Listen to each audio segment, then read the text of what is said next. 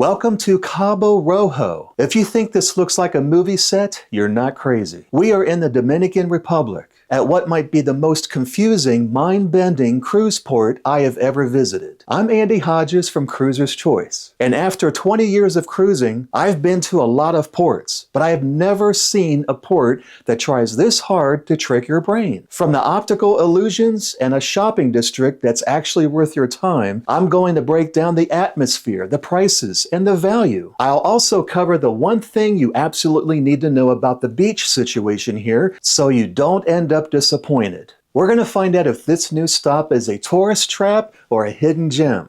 Arriving at the Cabo Rojo cruise port feels like stepping into an alternate reality. This isn't your typical city port like Nassau or Cozumel. It is new, completely isolated, and built specifically for us cruisers. The landscape here is rugged terrain, red earth, cactus, and stark beauty, which is a complete 180 from the lush jungles you might expect in Puerto Plata. We need to talk about the layout. The developers have created distinct zones that feel less like a dock and more like a movie set. And honestly, even after visiting hundreds of ports, the layout here caught me off guard. It's designed to funnel you through specific experiences, and it starts with a total visual assault on your senses. Let's talk about the wildest part of this port first. The fantastic village, and specifically the street they call Hurricane Alley. You swear you're walking uphill, but gravity pulls you forward like you're going down. It leaves people stumbling around and dizzy. You have to try walking the street when you go to the port. We have to talk about the shopping here because they've actually integrated it really well. You can find legitimate, locally sourced jewelry here. Plus, there are spots selling fresh Dominican coffee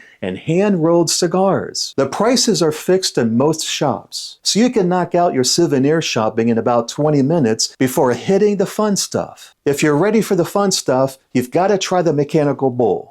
Located in the heart of the village. This is where the theme park kicks in. Aside from the bull, this port features a full-size Ferris wheel. You've got to do this for the view alone. You could also drive an all-terrain vehicle here on a track. This is a fun four-wheeling adventure. And right nearby is a classic carousel. It's hands down a winner for families with younger kids. Once you're done with the rides, walk to the Oasis Paradise. We all know that shore excursions can get expensive. So the big question is, what do you get for free? Well, you get complete pool access. The standout for me was the lazy river. It winds through the property, and it is absolutely satisfying on a hot Dominican day. You can grab a tube, kick back, and just float for 20 minutes. It's clean and well maintained. However, we have to talk about the beach. A lot of cruisers assume every Caribbean port has a beach right at the end of the pier. Cabo Rojo is developing, but right now, if you want that white sand,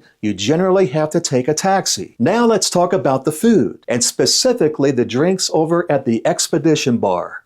They serve great cocktails, but they're about $12 for margaritas. But are they worth it? The drink quality is solid. They use decent tequila, and they're refreshing and cold. But remember, unless you have a specific package that works ashore, which is rare, you are paying a premium for the convenience. For food, you have a mix of local Dominican flavors and your standard burgers and fries, but you can get that on the ship.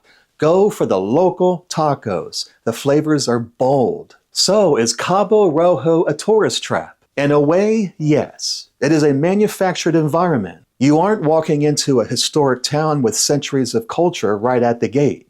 You are walking into a facility built for comfort, rides, and entertainment. However, that doesn't mean it's bad. In fact, for a relaxed day ashore, it's fantastic. You don't have to worry about taxis, safety, or getting lost. It is clean, and the staff are incredibly friendly, and the amenities work. But I want to know, does a theme park-style port with mechanical bulls and a Ferris wheel appeal to you? Or do you prefer the historic city centers? Let me know in the comments below. And if you found this port review helpful, do me a favor and hit that subscribe button now. We are posting new port guides and ship tours every single week, and you don't want to miss the next one. Thanks for hopping aboard Cruiser's Choice. And don't forget to check out this next video of the cruise ship that brought us here. Have a great day. See you on the next one.